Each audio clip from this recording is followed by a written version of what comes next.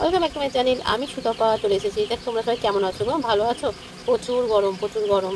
আশা করি সবাই ভালোই আছো, আমিও ভালো আছি। তা নিয়ে নিয়েছি লাউ। দেখো লাউটাকে এবার কেটে নেবো। কি ভালো লাগছে বলো দেখতে। সবাই তো বলে মেয়েদের লাউ ছাঁচি কুমড়ো কাটতে নেবে, বাড়িতে যদি সবসময় ব্যাটা ছেলে না থাকে তাহলে কাকে দিয়ে কাটাবো বলো? তাই জন্য দেখো এই যে দাগটা দেখতে পাচ্ছ, এরকম করে দাগটা দিতে হয়, তারপরে আমি লাউটাকে কাটবো। বলে না যে প্রথমে যদি এরকম করে কাটা হয় তা বলির হয়, তাহলে তোমার যে কোনো ছাঁচি কুমড়ো লাউ কাটার আগে এরকম একটা দাগ দিয়ে নেবে, দাগ দিয়ে তারপরে এরকম করে কাটবে, তাতে কিছু হয় না। সবগুলো লাউ পিস পিস করে কেটে নিয়েছি। এবার এর মধ্যে থেকে খোসাটাকে বাদ দিয়ে দেবো আমি। দেখো এবার খোসাটাকে আলাদা করে রেখেছি আর লাউগুলোকেও বড় বড় করে পিস করে নিয়েছি। এবার আমি সবগুলো ধুয়ে নেবো। আর লাউয়ের খোসাটা একটু মোটা মোটা রেখেছি, কেননা খোসাটা যেহেতু খাওয়া যায় সেই জন্য রেসিপি করবো, তার জন্য খেতে খেতে খুবই ভালো, কেন গরমের দিনে লাউ খাওয়াটা খুবই উপকার, তাই না? চলো পরে দেখি কী করি। দেখো আমি লাউগুলো তো আমি এরকম ভি ভি কাটি, তোমরাও কেন ভি ভি কাটো? দেখো আমাদের মধ্যে লাউটা এরকম ভি ভি কাটে। সবটা তাড়াতাড়ি চোটে একটু সবটা পারিনি, কিন্তু এই দেখো ভি ভি কাটা হয়েছে। বসিয়ে দিয়েছি কড়াই তো গরম হয়ে গেছে।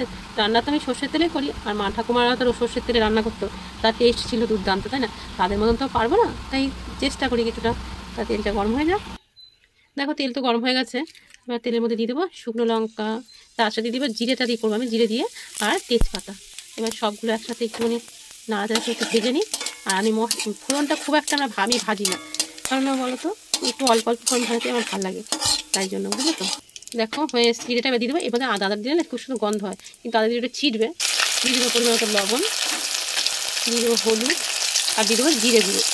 আজকে পুরো আমি আমার মতন করছি, কারো মতন করছি না।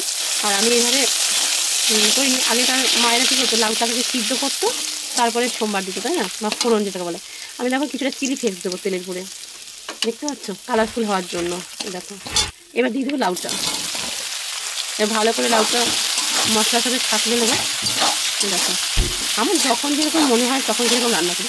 আজকে মনে হলো চিলি ফ্লেক্স দিলে খুব সুন্দর একটা কালারফুল হবে, তার জন্য আজকে আমি দিলাম। বুঝতে পারছো? আদাটা ফুল হয়ে আছে, ভেঙে ফিরে মিশিয়ে দিই। এখন গ্যাসটা হাই করা আছে, যেহেতু লাউ দিয়ে জল লাগবে, তাই আমি এখন গ্যাসটা হাই করে রেখেছি। দিয়ে মশলার সাথে ভালো করে থাকলে দিচ্ছি। দেখতে পাচ্ছি, তোমাদের বললাম না, নাড়তে নাড়তে দেবে, লাউ থেকে জল বেরোবে, জল দিয়ে দিচ্ছি। এবার আমি একটুখানি জন্য ঢাকা দিয়ে দেবো। এবার তাহলে দেখি ঢাকাটা খুলি, দেখতে পাচ্ছি।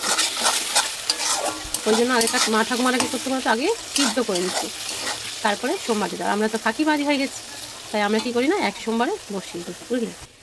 এইখানে আমি সামান্য একটু মুসুর ডাল আর একটু চাল ভিজিয়ে বেটে রেখেছিলাম, এখান থেকে এবার কিছুটা নিয়ে নেবো।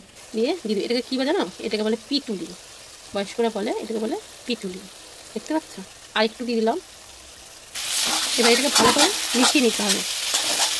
তোমরা কীরকম করে পিটুলি দিয়ে খাও বলো, অবশ্যই কমেন্ট করে বলবো, ঠিক আছে?